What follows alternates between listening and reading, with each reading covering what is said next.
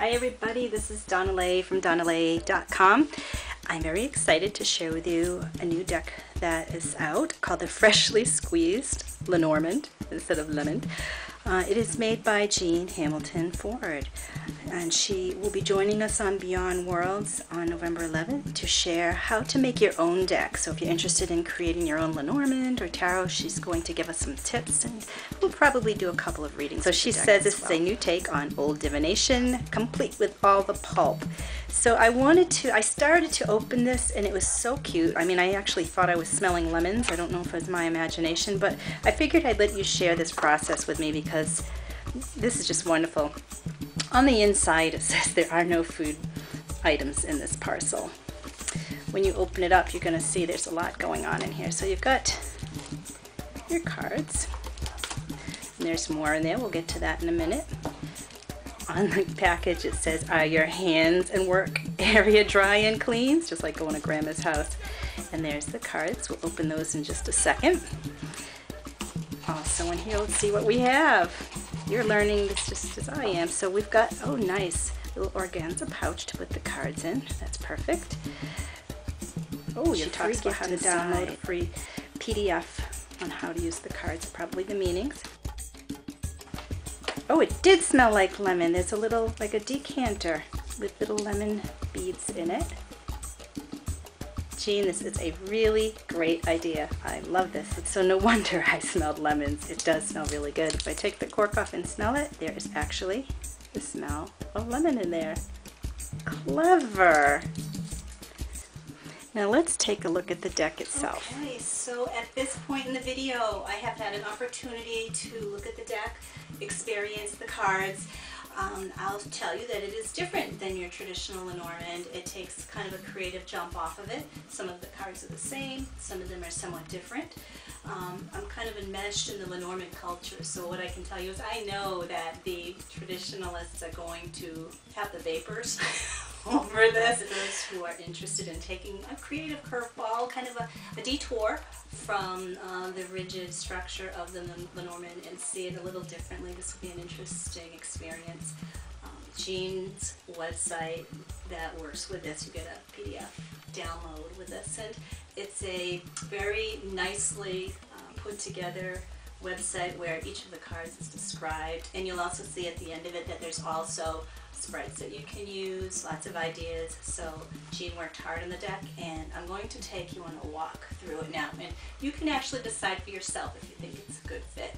So let's take a peek and see how the cards are numbered. The numbers are small, but they're at the top of every card. The cards are not titled, but there's a poem that reflects the energy of each card. And Jean created new titles on her PDF that describes each card. You get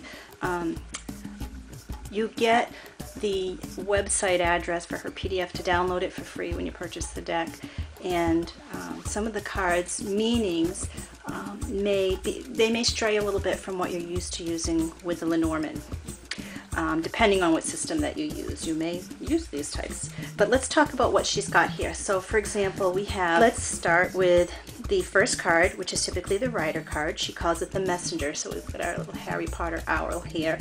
And the message that is on the poem says, "The messenger wings his way to you.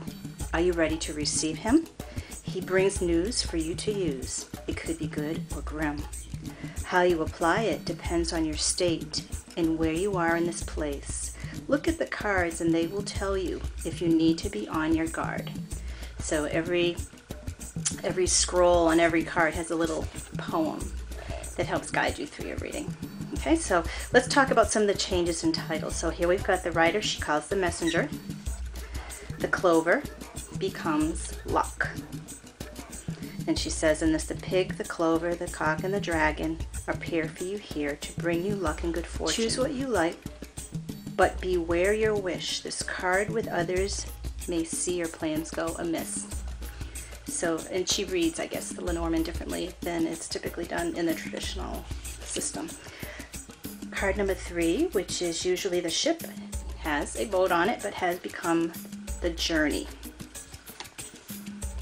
Houses become the home. The tree remains the tree.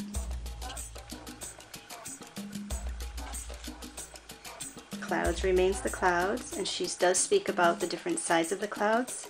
The poem says, things may be cloudy, but look around. The clouds will tell you to which cloud you are bound. Which cloud are you near, the dark or the light? This will tell you of your demise or delight. Card number 7, the snake has become misfortune. There is actually a snake in it, but it's small. There's got your black cat with a ladder, and number 13. Number 8, which is typically the coffin, has a grave. It's called transformation. Number 9, which is usually bouquet, has been changed to gifts.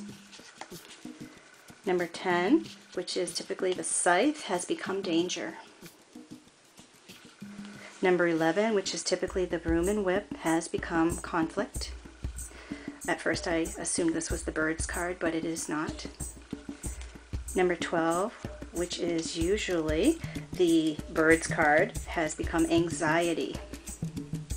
See, and I figured this was the dog. When I went through it, it took me some readjustment in order to recognize the cards. Card number 13 is child. That stays the same.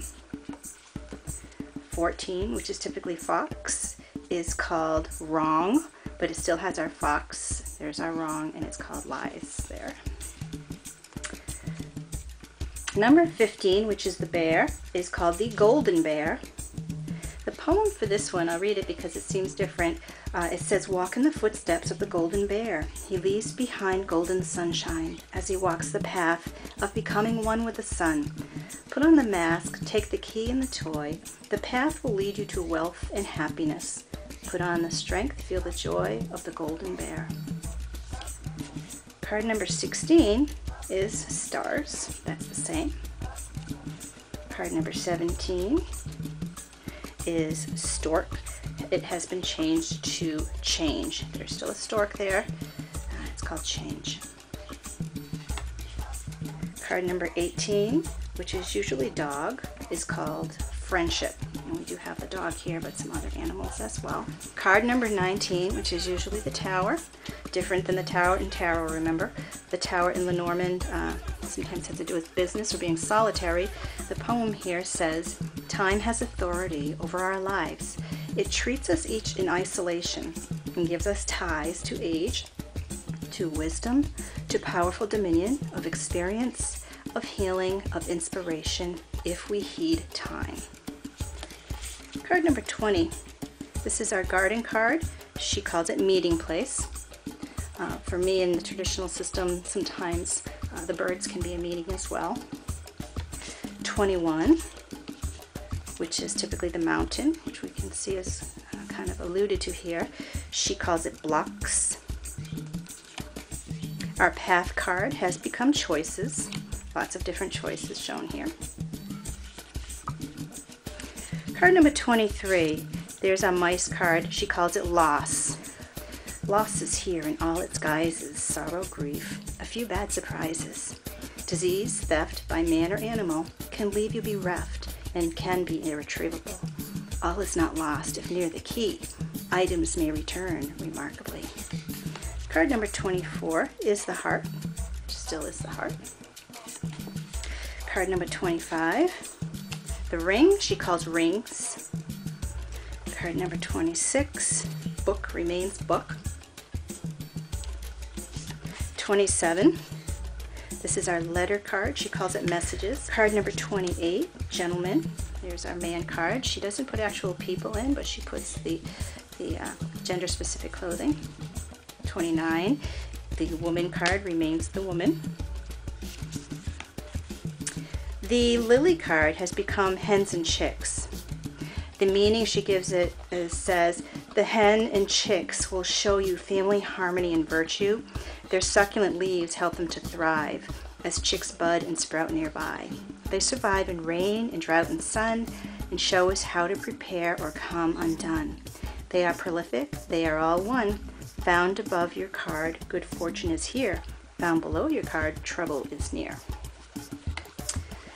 Okay, card number 31, we have sun, and that's the same, and all the rest of the cards remain the same. So we have 32, which is the moon. Card number 33 is the key, which talks about the key.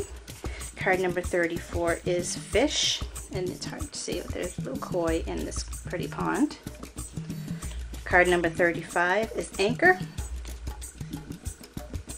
Card number 36 is cross, and you'll see there's a cross at the top. Now, in addition to these cards, Jean has added some cards that you won't typically find in the Lenormand that have to do with yes and no and timing. So there's a now and a later, and there's a yes and a no. So these may help people if they want some blunt answers in a reading.